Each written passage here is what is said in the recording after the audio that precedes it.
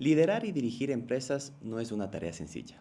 Implica tomar decisiones complejas, sostener equipos y enfrentar problemas que muchas veces no se ven desde afuera. Esta idea conecta con la trayectoria de Carlos Reyes, quien ha ocupado roles de gerencia y dirección en organizaciones como Centex, el Centro Textil Reyes Industria Textil, además de su experiencia en consultoría empresarial y docencia universitaria, trabajando en planificación, organización y eficiencia para empresas. Hoy, desde una etapa independiente, continúa aportando su experiencia en la gestión y en la estructuración de negocios. Carlos, bienvenido y es un gusto realmente tenerte aquí en el set y que obviamente nos puedas contar toda esta experiencia que tienes en diferentes ámbitos y que los emprendedores puedan escuchar de primera mano de ti pues toda esa experiencia. Hola Darío, mucho gusto y muchas gracias y estamos a la orden. Para empezar, ¿hay en algún momento puntual de tu vida que alguna experiencia específica te haya hecho entender lo que realmente implica liderar una empresa? Bueno, no todas las personas tenemos la misma trayectoria de vida. Yo tuve la suerte o bendición de crecer en una familia de emprendedores. Entonces es el ejemplo que también vi desde muy pequeñito con mis padres. Yo pienso que eso marca mucho, porque obviamente tú viste que siempre ellos salieron a hacer actividades y no hace mucho en otro capítulo veíamos de que una de las principales a veces dificultades que tiene uno es vender, porque no te enseñan normalmente a vender y el estar dentro de una familia de emprendedores tal vez te permite tener esa facilidad de hacerlo. ¿Tú crees que eso va de la mano? Sí, y también va el tema de que tú pues, debes también aprender a venderte tú primero como persona. Muchas veces habemos personas como yo que somos un poquito introvertidos y no muy sociables, pero que nos ha tocado a lo largo de la vida y de las experiencias que hemos tenido aprender a comunicarnos, a hablar, a dar a conocer a otras personas el valor que tenemos tanto como personas como profesionales. Y eso te va dando también un plus para que cuando tú empiezas a hacer crecer una idea, esta se convierte en emprendimiento y puedas empezar a vender lo que tú haces, conociendo lo que estás produciendo. Topando el tema o el tiempo que tú pasaste en la academia, y obviamente las mallas y la formación como se hace normalmente en todas las carreras, pero desde tu enfoque profesional como tal, ¿qué es lo que tú sientes que hubieras querido aprender antes de salir a hacer este tema de emprendimiento? Es que tú dices, de esto me hubiera gustado también que se incluya porque es muy necesario para emprender. Sí, sabes que de hecho cuando yo viví la época universitaria y también ya unos años después como docente y después como consumidor de profesionales también, sí te hace ver te hace tener una visión un poquito más amplia de las cosas. Por ejemplo, algo que yo no vi cuando yo fui estudiante era trabajar mucho en el tema o estudiar algo, el tema estadístico aplicado a. Por ejemplo, a nosotros como ingenieros nos enseñaban estadística dura y fuerte para aprender a resolver problemas, pero realmente No al, aplicado a un tema al específico. al final del día no sabías para qué te iba a servir. Claro. Y de hecho muchas veces cuando ya eras profesional decías, no, pero estadística, ¿para qué? Ujú. Si nunca se ocupa para nada. Y realmente ya en las empresas la estadística se usa para todo. Utilizas desde planificación, desarrollo, análisis, manejo de datos y X más un aplicaciones. Ajá. Ya como docente, creo que en ese tiempo, más o menos estoy hablando de años 2000, del 2006 al 2010, 15, ya habíamos docentes que habíamos pasado la generación anterior y empezaron también ya a venir docentes que habían estudiado afuera, que habían visto otras cosas, que habían manejado otro tipo de negocios y se empezó a generar también una evolución. Tanto es así que tú ves ahora que en la universidad a los chicos que están estudiando carreras incluso que no tienen nada que ver con negocios, les están enseñando negocios, Ujú. porque realmente eso es lo que te sirve para poder desarrollarte. Y no necesariamente como emprendedor, sino como profesional, porque justamente cuando daba clases, cuando era docente, yo les decía a los chicos que el primer emprendimiento eres tú. Tú eres tu primer emprendimiento. ¿Y cómo haces tu primer emprendimiento? Buscando una carrera, enamorándote de tu carrera, asistiendo a clases, aprendiendo, buscando nuevas habilidades, nuevas destrezas que te sirvan a ti para crecer como profesional. Imagínate, no sé, ingenieros aprendiendo leyes o, o abogados aprendiendo Temas por comerciales. temas comerciales o temas tributarios o cosas por el estilo, ¿no? Entonces que te vayan, no que te hagas un experto, pero sí que te hagas conocedor, porque el conocimiento te ayuda a tomar decisiones. Correcto. Y desde tu experiencia, ya liderando una empresa o todos los emprendimientos que tú has ido generando, incluso hasta la consultoría desde una manera directa hacia ti, Ujú.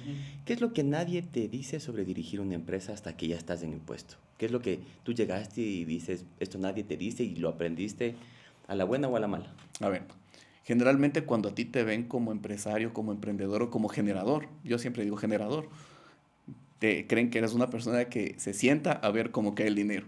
Y realmente el primer baño de verdad que te das es que no tienes tiempo para nada. Entonces, cuando tú quieras emprender algo, tienes que entender que es como tener un hijo. Es lo más lindo que tienes, pero también es lo que más tiempo te demanda y más recursos te va a llevar. Entonces ahí ese es el primer baño de verdad que te da el emprendimiento, el entender que ya no tienes que trabajar solo 8 horas, que tienes que ajustar tus tiempos, tus finanzas y todo para llegar a fin de mes.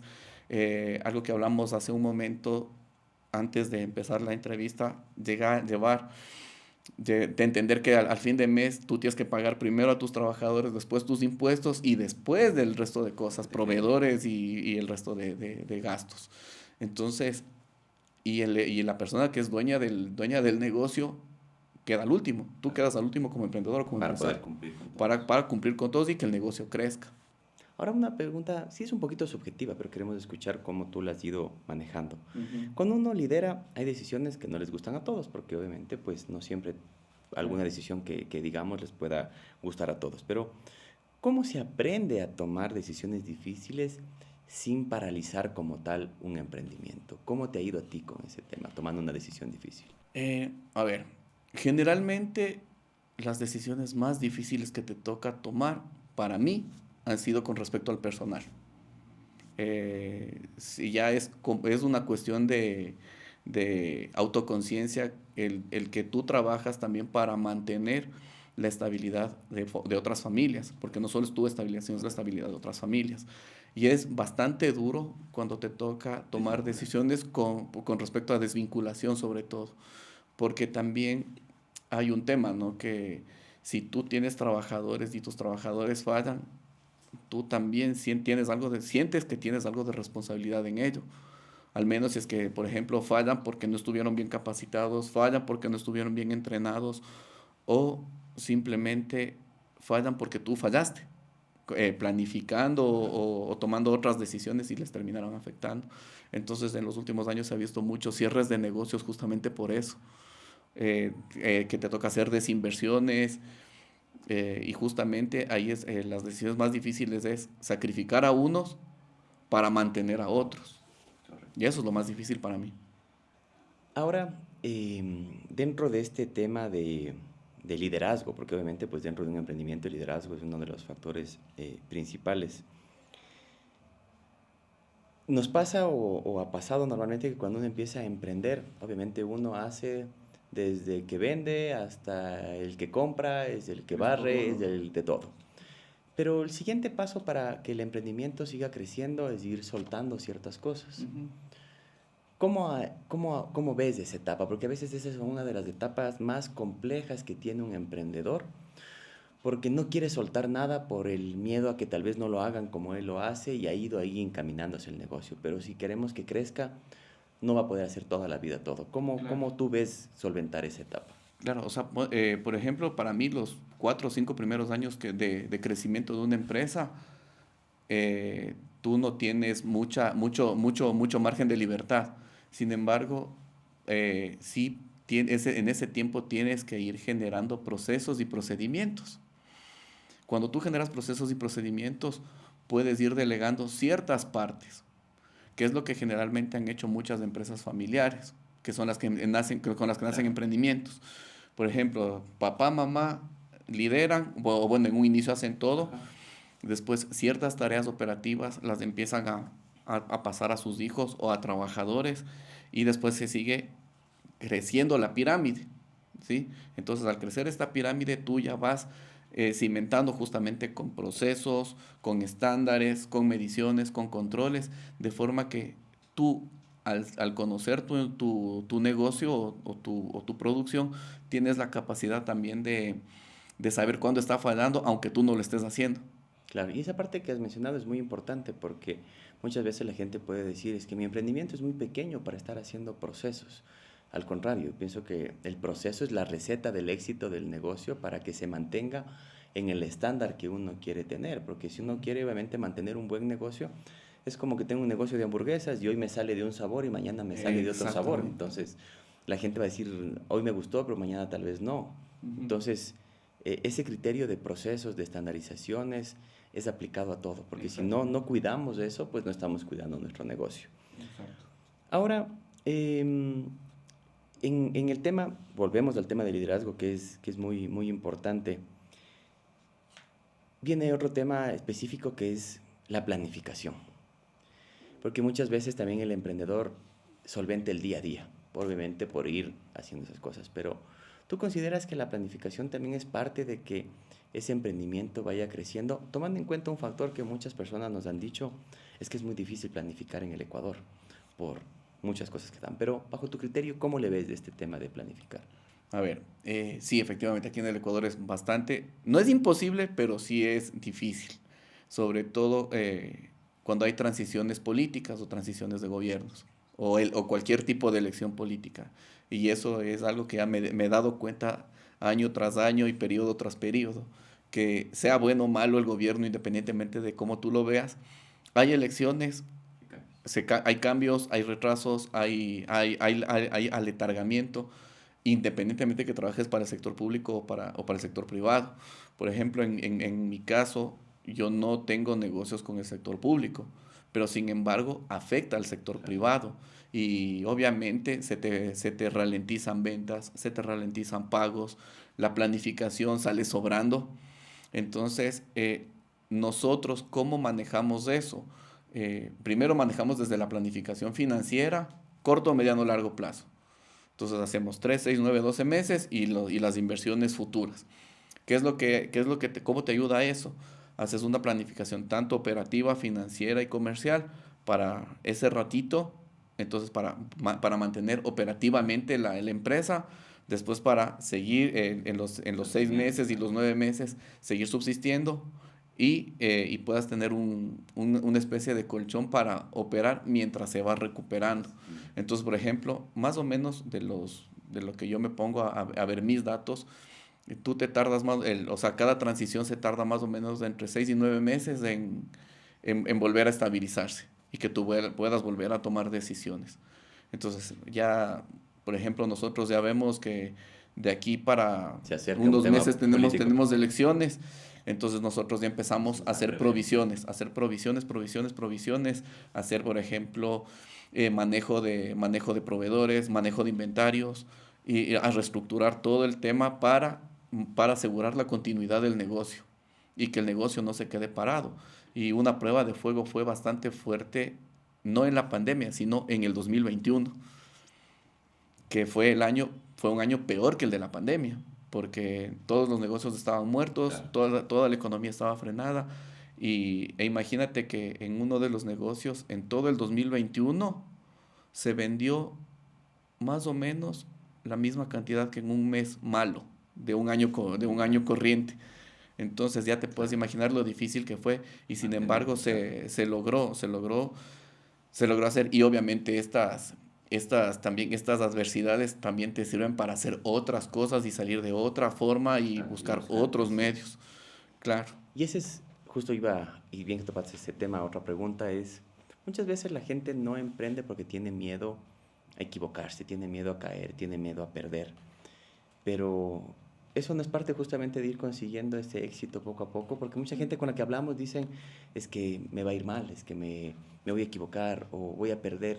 Es el riesgo que siempre existe. ¿Tú cómo ves que el que tú dices, pues, el aguantar un año con la venta de un mes malo, mucha gente dirá, mejor no lo hago? Claro. ¿Cómo tú ves esa parte? Y de hecho sí pasó, sí pasó. Yo tuve muchos clientes que cerraron, muchísimos clientes que eran pequeños y cerraron. Y habían otros, yo digo, es el asumir el riesgo, es el asumir el riesgo. Y tú puedes asumir el riesgo cuando tú te sientes seguro de lo que puedes hacer. Y obviamente es aprovechar la oportunidad, ¿no? Porque justamente el cierre de todos esos otros emprendedores chiquitos les ayudó a los que sí se quedaron A solventarse, a claro, y a solventar, coger ese a mercado que coger les ese dejaron. mercado, ese mercado muerto. Y no solamente es en negocios pequeños, es en negocios grandes. Hubo cierres de fábricas grandes. Y ahí en cambio, los emprendimientos o las empresas chiquitas empezaron a tomar todo ese mercado suelto y empezaron a crecer. Entonces, no todo es malo, sino que Claro. tienes que estar viendo qué es lo que va pasando Y aprovechar en el esa mercado oportunidad. y no solo en el mercado, cómo se comporta en donde se compra y se vende, sino en donde se produce. ¿Qué están haciendo los que producen? Entonces, que muchas veces los emprendedores solo, como digo yo, se fijan solo en el supermaxi, pero no se fijan en las haciendas. ¿Qué está pasando en las haciendas Claro, o en las fincas? claro. Entonces, eso sí es importante. Para ir cerrando en estas dos últimas, más que preguntas, sino inquietudes, para alguien que hoy tiene miedo de asumir estos riesgos o un cargo de liderazgo como tal, tomémoslo en cuenta que un emprendimiento al final también es un cargo de liderazgo porque tiene que empujar hacia lo que venga. ¿Qué le podrías tú recomendar a esta persona que quiere empezar a hacer esto en este cargo de liderazgo, en este emprendimiento, como lo queramos llamar, pero que necesita ese empuje? Autoestima. Primerito es autoestima. Las personas que quieren emprender tienen que estar motivados y estar seguros de lo que están haciendo y de lo que van a hacer. Ejemplo, tú te quieres poner un puesto de comida, pero si no sabes cocinar, obviamente no es tan buena idea que lo hagas, ¿no? Ujú. Obviamente lo podrías hacer si es que tuvieras todo el capital atrás para para poder contratar un chef, un gerente de alimentos y bebidas, tener un local y cosas así, pero eso ya no es emprendimiento, sino eso ya es gestión de una Claro. empresa. Entonces, pienso yo que si tú eres bueno para hacer algo, tienes que estar seguro de qué tan bueno eres. Sí, entonces si estás seguro de que eres bueno para hacer algo, empieza a hacerlo de a poquito, de a poquito. Sabes que yo tengo un caso bien bonito con mi hija. Ella también ya hace sus negocios, ¿no? Justamente producto de la pandemia nos cambió la vida a todos. Y ella tenía 12 años en ese momento. En ese momento que tenía 12 años empezó a tejer y empezó a hacer muñequitos. Y ese es su emprendimiento ahora. Entonces, claro, en un inicio ella se compró las lanitas y todo con sus ahorros. Yo no le di un centavo. Le dije, te compro. Me dijo, no, papito, me compres. Yo voy a ver cómo me va. Entonces le dije, invierte poquito. Si no estás segura de cómo te va a ir, invierte poquito. O invierte una cantidad de dinero que estés dispuesto a perder. ¿Ya? Porque a veces las personas pensamos que tú metes dinero en algo Y se tiene que y recuperar. al siguiente día abres la llave y te empieza a chorrear la plata. Claro. Entonces no es así, o sea, un emprendimiento empieza a tener una escalada. Entonces lo que tú tienes que hacer es ir, y ahí le explica, le decía, tienes que invierte poquito, produce, vende, reinvierte, invierte, produce, reinvierte, invierte, produce, cobra, reinvierte. Y así ya empezó a hacer un capital bastante fuertecito para una niña de 12 años. Entonces no es que no puedes y no es que es muy difícil, sino que tienes que estar seguro de lo que vas a hacer y también asegurar dos temas. Uno, que el emprendimiento es una parte de tu vida, pero también necesitas tener otra que solvente, hasta que el emprendimiento pueda absorber al sustento principal. Y eso es lo que muchas personas justamente en todos estos programas que hemos hecho hacen. Es como que caminan a la par, teniendo algo que les ayuda a, a mantenerse, digamos así, Ujú. mientras van generando su emprendimiento. Y muchas personas dicen, obviamente es sacrificado, pero obviamente, ¿qué no es sacrificado en esta vida para poder conseguir Claro. esas cosas? Y finalmente, como pregunta final, un mensaje que tú le quieras decir al emprendedor ecuatoriano, al que, al que hoy está dudoso de hacer su emprendimiento porque Mencionan que es un país complejo, que es inseguro, que muchas cosas y peros que a veces nos ponemos como ecuatorianos, que sabemos que la situación no es fácil, pero tampoco es imposible, porque por algo hay empresas en el Ecuador. ¿Qué le quieres tú decir a ese emprendedor ecuatoriano? Básicamente yo les diría que trabajen primero su autoestima, se cultiven, tienes que cultivarte antes de tratar de explotarte tú mismo, explotarte en el buen sentido, ¿no? Cultívate, aprende, mejora y desarrolla. Eso es lo que tienes que hacer siempre. Y sobre todo aprender a hacer costos, porque esa es la pata de la que todos cojean al inicio, no saber hacer costos. Chévere. Muchas gracias por tus recomendaciones, Carlos, y gracias por compartir esa experiencia con la gente que sabemos que ve esto y que necesita esa motivación para salir, que se inspire de otros emprendedores ecuatorianos para lograr ese emprendimiento. Y gracias por hacer emprendimiento en el país, porque también estamos convencidos de que el país necesita eso, está emprendedores, trabajo, empresas que ayuden a salir adelante y que las cosas se van a ir mejorando. Muchas gracias. Con mucho gusto, Darío, y gracias a ti también. Gracias, Carlos, por compartir tu experiencia y tu visión. Porque liderar una empresa no es solo dirigir, es tomar decisiones, ordenar procesos y sostener el crecimiento en el tiempo. Gracias por acompañarnos en Enclave Empresarial. Hasta la próxima.